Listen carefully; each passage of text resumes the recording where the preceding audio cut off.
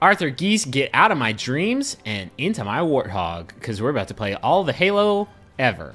It is way too early in the morning for this. It's never too early to reunite with our old buddies, Master Chief, Professor Arbiter. Cortana's in the mix, you know she's there. That one sergeant guy that's in all the games is there. He is just doing his thing.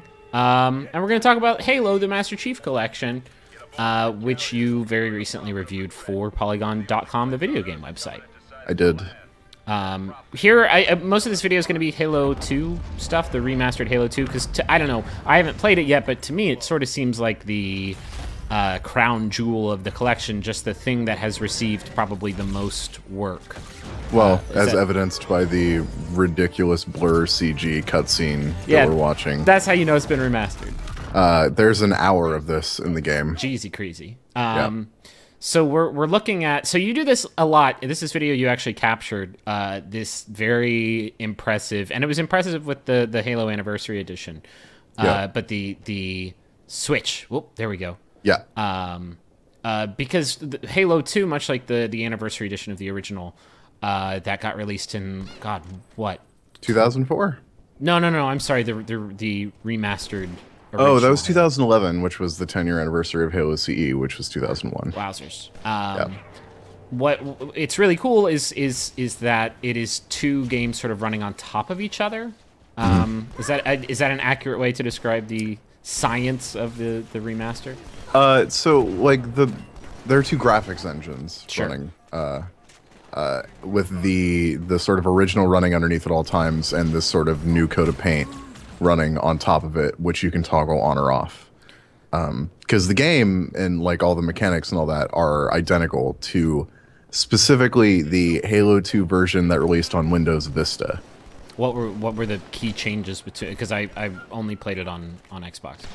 It was just supported widescreen, I think, was the main difference. I think Microsoft and Bungie actually did that port as opposed to the Halo port for the original on PC, which Gearbox did. How does it control nowadays? Because I mean, Halo 2 is one of my favorite Halo games, one of my favorite shooters probably.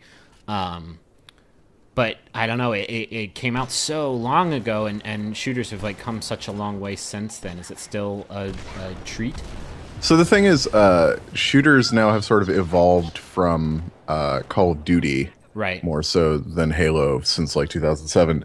So it still feels very Halo, but the 60 frames per second really makes a profound difference in the way that it plays and controls. It is very fast. It is very responsive.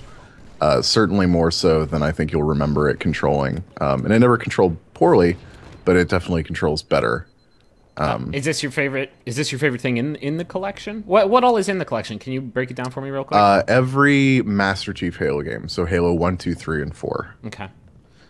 And I don't know. I mean, it's really hard to say which Halo campaign is my favorite, and depending on what day of the week it is and like what's going on, I might say something different. You know. Sure. But Halo 2 is the only one that has been remastered. For obviously Halo 1 has the what is it, the Anniversary Edition remake? Yes. But the thing is, this is got Halo 3 and 4 both running at 1080p 60. Halo 3 has gotten some lighting improvements, apparently. I guess there's like only so much remastering you can do to those. Right. And Halo 4 at 1080p 60 looks incredible. How does it work with multiplayer? Because again, I think that's where Halo 2 got the most love. In that a lot of its maps were also remastered to look and feel as good as this campaign remake. So there are 6 Halo 2 anniversary maps, which are sort of updated. The layout is the same basically, but there's like new features on those maps, like environmental details and things like that. But there's also every other map that's ever been in any of the games that shipped with the collection.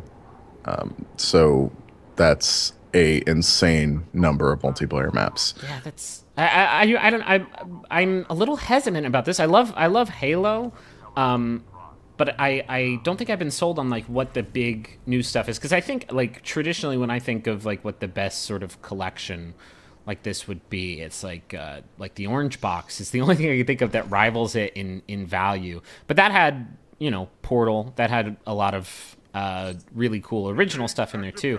Is there anything else like new that sort of makes it feel less like a rehash and more like a, you know, a valuable new piece of Halo content?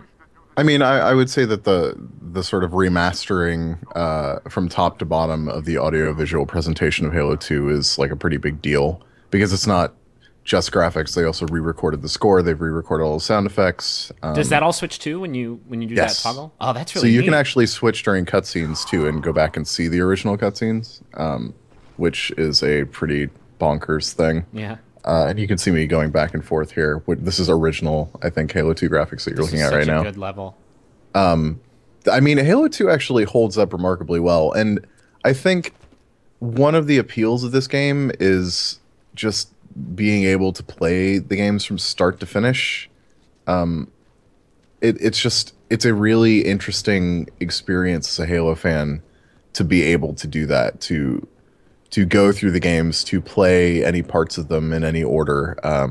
They've introduced a playlists functionality that will Can you talk about that? That was one of the more interesting things I thought that they added, in that they created playlists for all the different campaigns. So an example of the simplest playlist would be the Legendary playlist, which goes from start to finish from Halo CE through to the end of Halo 4 through every level on Legendary. Okay, so not so much a playlist as much as it is like just the whole kit and caboodle. Like there are achievements tied to playing specific playlists, and that is very specifically something that is not completed until you finish everything. There are also like if you wanted to play every vehicle level in Halo 1, it does that. Every vehicle level in Halo 2, or you can play every vehicle level throughout the entire series in sequence. That's really cool. And stuff like that. There's also like speed run playlists and other like weirder playlists too. Yeah, there's part times for every level, which are really ridiculously fast. Like 15 to 20 minutes per level, and I don't know how long it's been since you played a Halo game. Halo 1 and Halo 2 are really long. Yeah. Like their levels take a really long time. Well, because there was a lot of like shoot, hide until your shit recharges. And not just that. I mean, just like from point A to point B, Halo 2 levels were really long. So it's just this really comprehensive package, and it's honestly something that no one's ever really tried before. The orange box had included Half-Life and Half-Life Blue Shift and Opposing Force. Yeah, sure. In addition to Half-Life 2 and Episode 1 and Episode 2, that might be a comparable thing, but yeah. You know. Anyway, this is Halo Master Chief Collection. Thanks for watching. We'll be back with a lot of videos this week. A lot of stuff coming out, so stay tuned.